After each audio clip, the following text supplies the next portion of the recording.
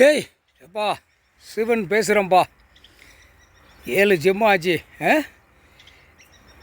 நான் உனக்கு கைலாசத்தில் ஆதியில் உனக்கு வரம் கொடுத்தேன். அந்த வரத்தை பார்த்து 4 ஆட்சி 3 ஆட்சிலேயும் உன்னை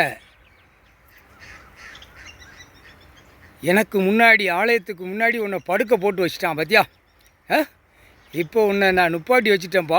7 செம்மத்துக்கு அப்புறம் உன்னை நின்று உன் ஜோடியை சேர்த்துட்டேன்.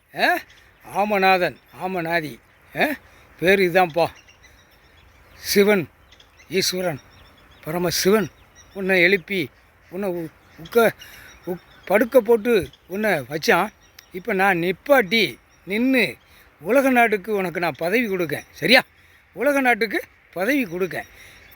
நான் கைலாசத்தில் நான் அமர்ந்து என் குடும்பம் என் பிள்ளைகளை நான் சுமந்து நான் கைலாசத்தில் அமர்ந்து இருப்பேன். நான் கொடுக்குற பதவியை நான் கொடுக்குற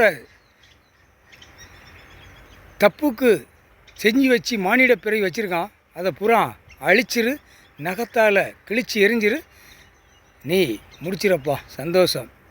வர வாங்கின உன்னை என் ஆலயத்துக்கு முன்னாடி குப்புற படுக்க போட்டு வச்சான் பார்த்தியா. என்ன காரணம்? சிவன் சொத்தை நாங்கள் 7 ஜென்மமாக மானிட பிறவி அனுபவிப்போம் அப்படின்னு சத்தியவாக்கு வாங்கினா. நான் 7 ஜென்மத்துக்கு அப்புறம் நான் உட்கார்ந்து உன்னை நிமிர்ந்து தூக்கி உட்கார வச்சுட்டேன். சந்தோஷம் சந்தோஷம்ப்பா. முதல் பதவி உனக்கு டெல்லி டு தமிழ்நாடு வரைக்கும் ஆட்சி பதவியை ஆமநாதன் ஆமநாதி 2 பேர்த்துக்கும் நான் அந்த பதவியை கொடுத்துட்டேன். டெல்லியில் உட்காரு, தமிழ்நாட்டில் உட்காரு. கணக்கு பூரா பெஸ்ட் ஆஃப் பிரமா போடுவானுங்க. எல்லா கணக்குகளையும் பார்த்து எல்லாம் முழிச்சு பார்த்து எல்லாம் கிழிச்சி நகத்தால் எரிஞ்சிடப்பா. உன் நகத்தால் எரிஞ்சிரு. உனக்கு நகமே நான் கணக்கு வழக்கு இல்லாமல் நகத்தை உன் கையில் காலில் கொடுத்துருக்கேன்.